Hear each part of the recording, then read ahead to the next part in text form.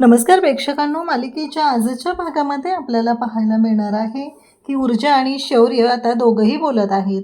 आता ऊर्जाला शौर्य म्हणत असतो की आता काळजी करायची काहीच गरज नाही आहे, पूजा झाली आहे, आता कुलदेवतेचं दर्शन करून येऊया म्हणजे आपण एकत्र राहू शकतो. आता ना खरंच कुठल्याच गोष्टीचं टेन्शन नाही आहे असं इकडे ऊर्जा शौर्य बोलत असतात. तेव्हा मात्र ऊर्जाला टेन्शन आलेलं असतं. ऊर्जा म्हणत असते की शौर्य, मला कळत नाही आहे, कारण उद्या पद्माच्या केसची हिअरिंग आहे, पद्मा घाबरलेली असणार आहे, आपल्याला तिकडे गेलं पाहिजे, तिच्या मदतीला गेलं पाहिजे असं ऊर्जा शौर्याला सांगत असते.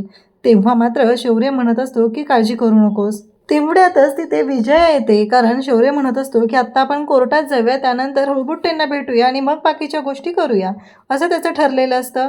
आणि तेवढ्यातच विजया तिथे येते आणि म्हणते, कुठं निघालीस तू? तुला माहीत नाही आहे का जहागीरदारांच्या घरच्या सुनेला काय काम असतं, काय करायचं असतं ते? तेव्हा ऊर्जा म्हणते, काय झालं, काय बोलताय तुम्ही? नाही, आत्ता तुला कुठेही बाहेर जाता येणार नाही. आज पूजा झाली आहे ना, घरचा सगळा स्वयंपाक तुला करायचा आहे आणि सगळा स्वयंपाक एकटीने बनवायचा आणि मग तुला बाहेर पडायचं असेल तर पडता येईल असं तिने सांगत असते. आता मात्र प्रश्न उभा राहतो, कारण जे काय आहे ते ऊर्जाला उद्या हिअरिंग आहे आणि लवकरात लवकर जाणं गरजेचं आहे. तरीही या सगळ्या गोष्टी घडत आहेत. या गोष्टीचा ऊर्जाला तर धक्का बसलेला असतो. ऊर्जा स्वयंपाक बनवायला घेते. ऊर्जाला सगळा स्वयंपाक तर बनवता येतो, त्याबद्दल काही शंकाच नाही आहे. पण तिथे अडथळे मात्र तेवढेच येत असतात. अडथळे एवढे चालू झालेले असतात की ऊर्जा मात्र आता विचार करू लागते. ऊर्जाने भाजी बनवलेली असते, पण त्या भाजीमध्ये प्रॉब्लेम झालेला असतो, ती भाजी करपून गेलेली असते. ऊर्जाला आता टेन्शन येतं. आता काय करू आणि कसं करू हा प्रश्न तिच्या पुढे उभा राहिलेला असतो. आणि तेव्हा मात्र इकडे ऊर्जा आता सगळं काम आवरून कशा पद्धतीने कोर्टात जाणार हे आपण पाहणार आहोत. तर इकडे पूजा झालेली असते आणि प्रसाद देण्यासाठी ऊर्जा दिव्याला म्हणत असते, प्रसाद घे. दिव्या मात्र प्रसाद घ्यायलाच लागते. आणि तेवढ्यातच दिव्याला तिकडून येताना दिसते ती विजया आली की दिव्याने हात मागं घेतलेला असतो आणि तिच्या चेहऱ्यावरचे एक्सप्रेशन जे आहेत ते पूर्णपणे बदललेले असतात. आणि प्रश्न उभा राहतो की हे सगळं काय चाललं आहे, कारण ऊर्जाच्या लक्षात येतं नक्कीच काहीतरी प्रॉब्लेम झालेला आहे, म्हणूनच दिव्या असं बोलत आहे आणि वागत आहे. मग ऊर्जासुद्धा मागे फिरून पाहते. ऊर्जाला कळतं की नक्कीच काहीतरी आहे, म्हणून ऊर्जाने मागं फिरून पाहिलेलं असतं आणि तिच्या लक्षात येतं की आई आलेल्या आहेत. आता दिव्या हे सगळं पाहते आणि प्रसाद घेण्यासाठी हात केलेला असतो तो मागं करते. विजया तिथे येते आणि म्हणते, हा कसला प्रसाद आहे, काय आहे सगळं, कोणी केली पूजा, कोणी करायला सांगितलेली पूजा? विजयाचं हे आरडून ओरडून बोलणं चाललेलं असतं. तेव्हा मात्र ऊर्जा आणि त्याचबरोबर विजया, दिव्या सगळेजण तिथं आहेत. तेवढ्यातच आजीच्या रूममधून शौर्य आणि त्याचबरोबर आजी दोघंही बाहेर येतात. दिव्या पाहतच राहते. दिव्याला मजा येत असते, चला आता सासूबाई आलेत ना, फटाके फुटणार असं तिला वाटत असतं. मग विजया म्हणते की कोणी सांगितलं होतं ही पूजा करायला आणि का केली ही पूजा असं विचारलं जातं. तेव्हा मात्र इकडे ऊर्जा पाहत असते. ऊर्जाच्या लक्षात आलेलं असतं की काय गोंधळ झालेला आहे आणि कशा पद्धतीने गोष्टी झालेल्या आहेत हे तिच्या लक्षात आलेलं आहे. आणि त्याच वेळेस तिथे विजया आता आरडाओरडा करत असते. तिला एवढंच म्हणायचं असतं की कोणी करायला सांगितलं होतं या गोष्टी आणि कोणामुळे झालेल्या आहेत. विजया आता पाहते आणि तेव्हा मात्र ऊर्जाकडे पाहते. ऊर्जा शांतच राहते. आजी येते आणि आजी म्हणू लागते की कोणी सांगितलं म्हणजे? मी सांगितलं होतं हे सगळं करायला आणि मी करायला सांगितलेलं आहे, त्यामुळं कोणीच मध्ये पडायची गरज नाही. विजया म्हणते, पण मला न विचारता तुम्ही पूजा का ठेवलीत असा प्रश्न विजया विचारू लागते. तेव्हा मात्र आता प्रश्न उभा राहतो की काय करायचं, काय हा मोठा प्रश्न उभा राहिलेला असतो.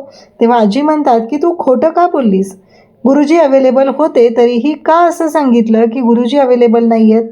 जर गुरुजी अवेलेबल होते तर या गोष्टी बोलायची गरजच नव्हती आणि तू हे सगळं जाणून बुजून केलेलं आहे असं इकडे आजी विजयाला म्हणत असते. तेव्हा विजया म्हणते की म्हणजे गुरुजी तर नव्हते ना, मला तसं समजलं होतं.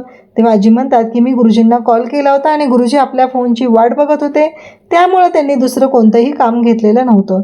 आता मात्र या दोघींमध्ये चांगलंच जुंपलेलं असतं. तेव्हा मात्र शौर्यमध्ये पडायला येतो, कारण शौर्याला माहिती आहे की या दोघींचं जर भांडण सुरू झालं तर गोष्टी खूप अवघड होतील. म्हणून शौर्यमध्ये पडतो आणि शौर्य म्हणतो, थांबा थांबा जरा थांबा, काय झालं आहे नक्की? पण मॉम मला एक कळलेलं नाही आहे, गुरुजी अवेलेबल असताना तू खोटं का बोललीस? तू असं का सांगितलंस की गुरुजी नाही आहेत म्हणून? आणि या सगळ्या गोष्टी करायची गरज काय होती? हे सगळं का केलंस तू? असे अनेक प्रश्न आता शौर्यला पडलेले असतात आणि शौर्य ते प्रश्न विजयाला विचारत असतो. आता मात्र विजयाची बोलती बंद झालेली असते, ती गप्पच झालेली असते. आणि तेव्हा मात्र इकडे विजया शांतच राहते, कारण तिला कळतच नाही की उत्तर काय द्यायचं. कारण आता शौर्याच्या चांगलीच तावडीत ती सापडलेली असते. कारण शौर्याने असे प्रश्नच विचारायला सुरुवात केलेली असते की सांग मॉम, का असं केलं तू? म्हणजे हे सगळं करण्यामागचा तुझा उद्देश काय होता? असं शौर्य तिला विचारू लागतो. आणि तेव्हा मात्र विजय आता शांतच राहते. आणि मग मात्र शौर्य म्हणत असतो की मॉम, मला माहिती आहे तुझ्या मनाच्या विरुद्ध लग्न केलं आहे मी, आमचं लग्न झालेलं आहे, पण आज पूजेच्या बाबतीत तू असं करायला नको होतं. त्याचवेळी आजी म्हणत असतात की अगं विजया, तुला माहिती होतं की पूजा झाली आणि एकदा का कुलदेवतेचं दर्शन झालं की ते दोघंजण एकत्र राहू शकतात. मग तुला हे नको आहे का? म्हणूनच तू हे सगळं केलं का? म्हणजे पूजा पुढे ढकलण्याचं काय कारण काय या सगळ्याचं? असं आजी वारंवार विचारू लागतात. आणि आता मात्र विजया घाबरलेली असते. इकडे पूर्वा आवरावर करत असते तर दळवी काकू शेजारच्या तिला मदत करायला आलेल्या असतात. त्या म्हणत असतात की अगं ऊर्जेच्या घरी पूजा असेल ना? तेव्हा पूर्वा म्हणते काय माहीत असेलच. आता दळवी काकूंना कसं कळणार? कारण इकडे पूर्वाला तर कळतच नाही की उत्तर काय द्यायचं आणि त्या गडबडीत तिने बोलून गेली. परंतु तिला माहिती आहे की तिथं पूजा असली तरी काय. दळवी काकूंचं असं म्हणणं आहे की जर तिथे पूजा असेल तर तू का नाही गेली? मी म्हणत नाही अख्ख्या चाळीला आमंत्रण आलं पाहिजे, पण तुला आमंत्रण यायला हवं होतं ना. म्हणजे विचार कर ना, ऊर्जा जर का आता सगळं व्यवस्थित आहे, ती आलेली होती, तिच्या अंगावर जे डागडागिने हे सगळं बघून तर मला वाटलं की सगळं ठीकठाक चालू आहे तिकडं. मग प्रॉब्लेम काय झाला असेल? अचानक ह्या गोष्टी काय झाल्या अशा? असे अनेक प्रश्न दळवी काकूंना पडलेले असतात आणि त्या ते पूर्वाला विचारत असतात. इकडे आजी मात्र विजयाला म्हणत असते की मला काही हे पटलेलं नाही. विजया म्हणते की सगळं माझ्या मुलांच्या बाबतीत तुम्हीच ठरवणार आहात का? हे सगळं तुम्हालाच करायचं आहे का? आणि असं म्हणत आजींना ती बोलत असते. तेव्हा मात्र आजी म्हणत असतात की एक गोष्ट लक्षात ठेव विजया, काहीही झालं तरीही तुझ्यामुळे हे सगळं करावं लागतंय. मग तुम्ही यांना कॉल केलेला का? असं जेव्हा विजया विचारते तेव्हा आजी म्हणतात की मला माहिती आहे हर्षवर्धन कॉल उचलत नाही, तो कामात आहे आणि कामाच्या मीटिंगमध्ये तो आहे. आणि तुला कॉल केले होते, तू फोन बंद करून ठेवला होता. गुरुजींनी सांगितलेलं होतं तेव्हापासून तुला कॉल करत होते, कारण प्रसाद बनवायला तुला सांगायचं होतं, पण तू फोन उचलला नाहीस आणि तुझा फोन बंद होता, असं आजी सांगतात आणि विजयाचीच बोलती बंद करतात. आता मात्र विजयाची वाट लागलेली असते, कारण तिच्या पुढं माघार घेण्याशिवाय पर्याय नसतो आणि तिने रडायला सुरुवात करते. तिने म्हणू लागते की शौर्य, मला माहिती होतं माझ्या मुलांच्या बाबतीत माझ्याही काही अपेक्षा आहेत. आपण ज्या समाजात राहतो त्या समाजाच्या बाबतीत सुद्धा आपल्या काहीतरी तिथे गोष्टी असतात, त्या मला पाळाव्या लागतात, प्रोटोकॉल असतात. कारण तुझे बाबा जागीरदारांचं घराणं हे सगळं एवढं मोठं आहे. कारण आदित्यचं लग्न ज्या पद्धतीने झालं, तुझं लग्न तसं झालं, म्हणून मला वाटत होतं की चांगली तयारी करावी आणि मोठी पूजा करावी, असं विजया सांगत असते. पण ऊर्जेला मात्र कळलेलं असतं की विजयाच्या मनात काहीतरी काळबेरं आहे आणि हिच्या मनात जे काय आहे ते ऊर्जेला चांगलंच कळलेलं आहे. नक्कीच ही बाई आपल्याला फसवते, ही गोष्ट सुद्धा ऊर्जेच्या लक्षात आलेली असते. काहीही झालं तरीही यांचा खोटारडेपणा आहे, हे विजयाचा खोटारडेपणा हा ऊर्जेच्या लक्षात आलेला असतो आणि त्यामुळं ती एकटक पाहत असते. दिव्यासुद्धा त्यांना सामील आहे, ही गोष्ट सुद्धा तेवढीच आता तिला माहिती आहे. इकडे विजया रडायचं नाटक करत आहे, आजींना आरोप करत असते, आजींवरती आरोप करत असते, त्यांनाच म्हणत असते की तुम्ही कोण? मला हे सगळं विचारणारा, मला जाब विचारणारा तुम्ही कोण? असे अनेक प्रश्न ती विचारत असते. विजया जेव्हा रडू लागते तेव्हा शौर्य तिला समजावून सांगू लागतो. विजयाचं रडणं शौर्याला खरं वाटत आहे. खरं तर ते क्रोकोडाईल टिअर्स आहेत, म्हणजेच मगरीचे अश्रू. पण ते मात्र शौर्याला कळत नाही. शौर्य आईचा हात हातात घेतो आणि म्हणतो, मला कळतंय तू जे काय करतेस ते चांगल्यासाठीच करते आहे, पण तुझा चांगला उद्देश आमच्यापर्यंत पोहोचला नाही म्हणून हा गैरसमज निर्माण झालेला आहे. पण आता तू जसं म्हणशील ना तसं सगळं होणार आहे, तू काही काळजी करू नको, असं म्हणून रडणाऱ्या आपल्या आईला तो समजावून सांगत आहे आणि तिची समजूत घालत आहे. आजी आणि ऊर्जा यांना मात्र या विजयाचं नक्की काय चाललंय ते अगदी व्यवस्थितपणे समजलेले आहे. पण शौर्याला मात्र आईची ही चाल अजूनही लक्षात आलेली नाही. त्याला असं वाटतंय की आई जे काय करते ते सगळं योग्यच करत आहे. तिच्या रडण्यामुळं आणि तिच्या त्या गोड बोलण्यामुळं शौर्य पगळून गेलेला आहे आणि त्याला आईची वाईट बाजू आता अजिबात दिसत नाही आहेत. आजीनं जे केलंय ते योग्य असलं तरी आईला विश्वासात घ्यायला पाहिजे होतं, असंच सगळं काही त्याला वाटत आहे. आणि विजया बरोबर शौर्याला गुंडाळत आहे. विजया बरोबर शौर्याला बोलत आहे. त्याचबरोबर ती आता आजीला देखील बोलत आहे. आजीला नाटकं करून तिने हात जोडलेला आहे आणि म्हणते की अहो, यांच्या पुढे माझा गैरसमज निर्माण करू नका. मी तुमच्या पाया पडते. यांना असं वाटेल की मी यांच्या वाईटावर उठलेले आहे. मला माझ्या मुलाचं लग्न नको आहे का? आता ते दोघं सुखानं संसार करतायत तर मला पूजा नको होती का? आता काहीतरी गोष्टी मला माझ्या मनासारख्या करू द्यात. आता यांना देवदर्शनाला कधी जायचं आहे ना, ते सगळं मला ठरवू द्या. एवढा तरी अधिकार या घरात मला द्या, असं म्हणून ती हात जोडून बोलत आहे. तिची ही नाटकं आजीला चांगली समजतायत. ऊर्जाला देखील चांगली समजतायत. कारण ऊर्जाच्या लक्षात आलं आहे की विजयाचं वागणं शौर्याच्या समोर वेगळं असतं आणि शौर्य नसताना वेगळं असतं. तर इकडं शौर्य आईला म्हणतोय, आई अगं तू काय काळजी करू नको, मी सांगतोय ना तुला, आता तू जसं म्हणशील तसं होईल. आता सत्यनारायणाची पूजा पार पडली आहे ना, आता देवदर्शनाला जायचं आहे. आता सगळा प्लॅन तू कर. ऊर्जा आणि आजी यामध्ये काहीच करणार नाहीत. तू जसा म्हणशील ना तसा प्लॅन कर आणि तेव्हा आम्ही देवाला जाणार आहे, असं म्हणून त्याने आईला सगळं काही तूच कर असं सांगून टाकलेलं आहे. बस विजयाला तर तेच पाहिजे होतं. अगदी विजयाने तिच्या मनासारखं सगळं करून घेतलेलं आहे. शौर्य आता त्यांच्याजवळून निघून गेलेला असतो तेव्हा लगेच विजयाचे डोळे गरगर फिरताना आपल्याला पाहायला मिळत आहेत आणि ती चिडून ऊर्जाकडे पाहते. ऊर्जाला तिच्यातला हा बदल एका क्षणात जाणवतो. ऊर्जाला कळतं की शौर्याच्या समोर ही विजया वेगळंच वागत असते. आता दिव्याला मात्र या सगळ्या गोष्टीची गंमत वाटत आहे आणि दिव्या मुद्दाम विजयाला म्हणजेच तिच्या सासूला म्हणते, प्रसाद मात्र तुम्ही घेतला नाही ना, प्रसाद घ्यायला पाहिजे तुम्ही, कारण सत्यनारायणाचा प्रसाद आहे, तो असा टाळता येणार नाही तुम्हाला, असं म्हणून मुद्दाम ऊर्जाच्या हातचा प्रसाद ती मुद्दाम विजयाला खायला लावत आहे. आता तुम्ही शिकवलं ना मला प्रसाद घ्यायचाच असतो, घ्या बरं, असं म्हणून ती विजयाला ऊर्जाच्या हातातील प्रसाद घ्यायला लावते. आता ऊर्जा तिच्याकडं पाहत असते तेव्हा विजयाचे डोळे वेगळंच काहीतरी सांगत असतात. ऊर्जा एक चमचा बुडवते आणि तिच्या हातावर प्रसाद देते. तो प्रसाद तसाच मुठीत ती दाबून ठेवते, देवाच्या पाया पडते आणि ती तिथून निघून जाते. ऊर्जाला जे काय कळायचे ते कळलेलं आहे. दिव्याला मात्र या सगळ्या गोष्टीचा भलताच आसुरी आनंद झालेला आहे. जे काय घडते त्यावरती भलतीच खुश आहे आणि ती ऊर्जाच्या समोर येते आणि म्हणते, कसं आहे बघितलं ना, घरामध्ये हे सगळं तू आल्यापासून सुरू झालेलं आहे. हे जे काय बिघडलंय ना घरातलं वातावरण, याला तू जबाबदार आहेस, ही गोष्ट लक्षात ठेव, असं म्हणून तिने ऊर्जाला टोमणा मारलेला आहे. ऊर्जा या सगळ्या गोष्टीकडं सुन्न होऊन पाहते. आपण ज्या उद्देशाने लग्न केलं होतं तो उद्देश इथं सफलच होत नाहीये असं तिला स्पष्टपणे दिसतंय. आता विजया तिच्या रूममध्ये आलेली असते. तिचा नुसता तिळपापड होत असतो. ती अंगाची नुसती लाहीलाही होत असते कारण तिला झालेला प्रकार पटलेला नसतो. तेवढ्यात हर्षवर्धन येतो आणि आगीत तेल ओतल्यासारखं विचारतो की काय झालंय, ह्या घरात सत्यनारायणाची पूजा घातलेली आहे, कोण कोणाला काय सांगणार आहे का नाही, आणि तू म्हणले होतीस ना सत्यनारायणाची पूजा घालायची नाहीये, मग कसं काय घातलीस तो पूजा, असं तो तिला जा विचारतोय.